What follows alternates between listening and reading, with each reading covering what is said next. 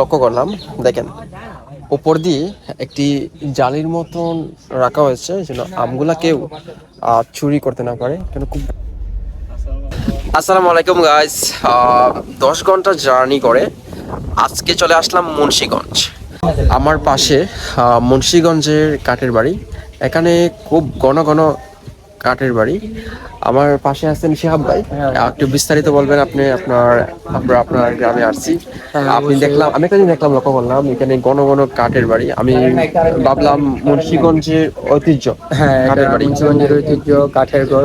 তো চলেন আজকে আমাদের মুন্সিগঞ্জের কাঠের ঘর আপনাদের ঘুরিয়ে দেখাই।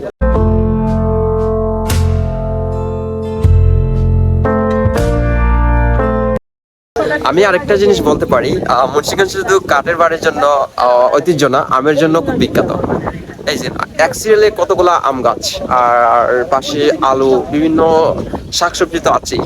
আমি আরেকটা জিনিস লক্ষ্য করলাম, দেখেন উপর দিয়ে একটি জালির মতন রাখা হয়েছে যেন আমগুলা কেউ চুরি করতে না পারে। কেন খুব লম্বা লম্বা আম আর খুবই মিষ্টি। আমি টেস্ট করে দেখছি মুন্সিগঞ্জের।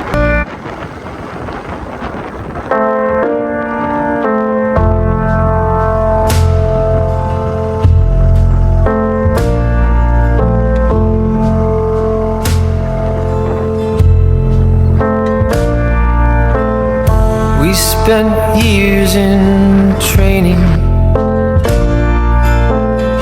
fighting battles uphill. When care is heavy and